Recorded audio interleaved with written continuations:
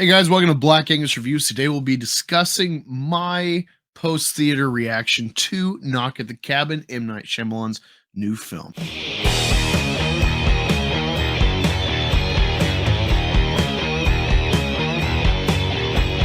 So, Knock at the Cabin.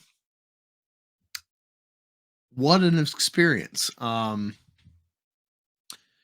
Hearing about this film from the start, seeing M. Night Shyamalan attached, I was instantly interested. Um, You may be wondering though, if you've seen the trailer, it's about a gay couple with a adopted Asian daughter. Is it woke? That is a concern for people in our sphere, especially with certain demographics. And I can tell you, if you think the Bill and Frank episode of Last of Us was woke, then yeah, it has gay couple. This is woke, then whatever. But if you're rationally minded, whether you're in support of the alphabet or not, this was a non-factor. This film, and from what I've read, the plot synopsis of the book it's based on, it is it's faithful to the book from what I know so far. Also, the couple is not a pandering type of couple, not a demographic plug. This is from the book, this couple. So that was a concern of mine going in first seeing this, like, oh no, did Shyamalan buy into this diversity quota stuff?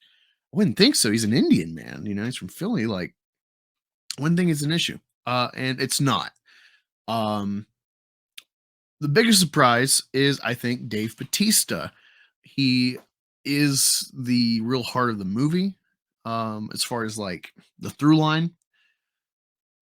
And it's a very serious performance. If you liked him in Blade Runner 2049, you will like this performance. So different from Drax and anything else I've seen. A lot more serious and well crafted than that stupid Snyder film he was in, Army of the Dead or whatever on Netflix. This is a real role, and it's uncomfortable. And the biggest surprise of this film, it's really hard to talk about without spoiling because it's very simple. The premise is a group of four people come to a house in the woods with a gay couple and a child, and proposition, hey, one of the three of you decide, need to kill yourself to stop the end of the world. You need to sacrifice yourself for the sake of mankind, or plagues and calamity will befall and destroy humanity. Aside from you three will be unaffected, but you will live out the days alone. And um, the twist is really a 50-50. Unlike other Shyamalan films where it's like, what will it just be? Old is based on a graphic novel, and there is no real ending explanation wise. It's just kind of abruptly ends because it's kind of a fairy tale. Any ending would ruin the whole point of, enjoy the life you have, quit worrying about getting more. Shyamalan gives you a twist and really explains it why. And this film, it is 50-50. It's really, is this legitimate, or is this a crazy cult that has befallen? And I was saying earlier about the gay. The gay is a factor that I appreciate,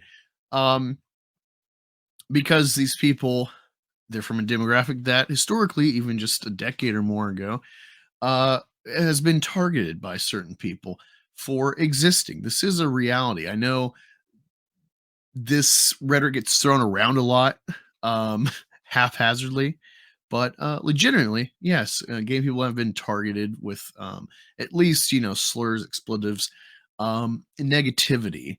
And this is pertinent because it affects their worldview with these, what appear to be religious fanatics. This is a very tense film. It's within a couple days, like I would say a 36-hour window that you're watching everything happening. It's escalating. It's all really at this cabin location. Um, but unlike The Shining or something, it feels very kind of like Midsummer. It's and Shyamalan did this with Old before, where it is a bright, life-filled environment. Not, it's unlike most horror where it's like a dreadful environment and the color scheme reflects that. And this is a very vibrant, natural looking, wooded area with green and life and open windows that lets light in. And even that is somewhat of a factor in this plot. So I like that. It's just really well thought out, really well contained. Mention The Shining because it's essentially stuck in one location for most of the film. This film is stuck in this house and just the immediate surrounding woods. And you get this good dichotomy with this couple. You got one male, Eric, seems to have some sort of religious inclination, and so you're worried that he's starting to drink the Kool-Aid of these people. And then Andrew is a human rights attorney, a prosecutor, and much more the militant, aggressive of the two. And you get a backstory with that, and so he's on edge from the start. He's doubting, and so within this couple, you're getting this tug of war brewing in the immediate time frame. And yeah, I was thoroughly impressed. Eric is the main character from Mindhunter on Netflix, but otherwise, like besides Bautista, I don't know any of these actors. Ron Weasley, I guess, but whatever. Just what a great cast, what a great performance. I believed everyone in this film.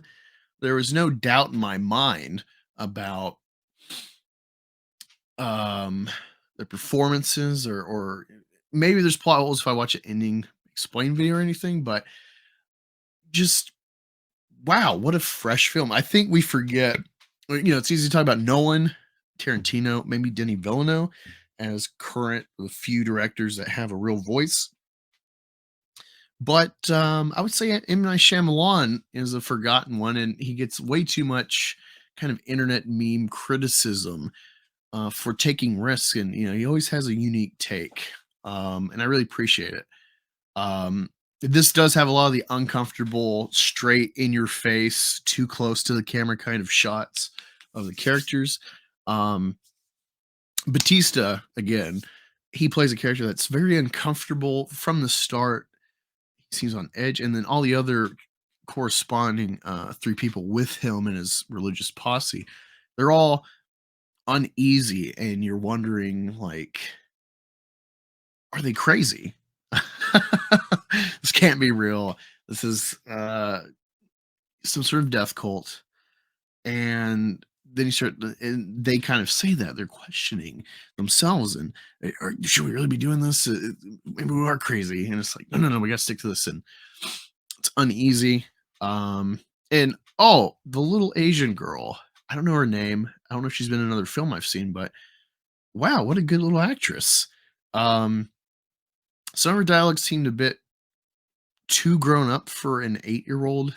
But that's kind of, all just setting independent. You could definitely find a girl like this with this kind of intelligence and dialogue. But that was probably the most I noticed any dialogue issues that Shyamalan's known for.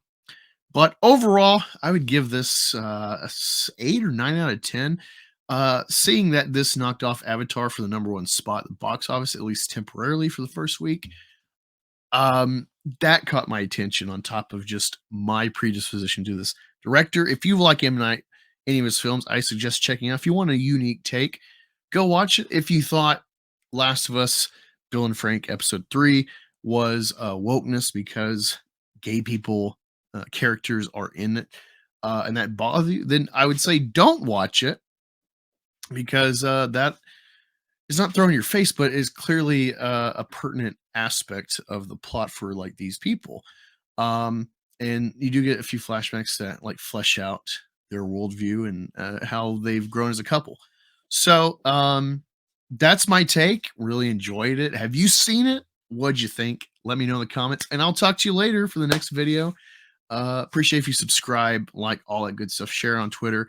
But mainly, I just want to have some discussion and discourse about this movie. I really liked it. I don't know what else to say without spoiling it. So let's talk spoilers in the comments. Talk to you later.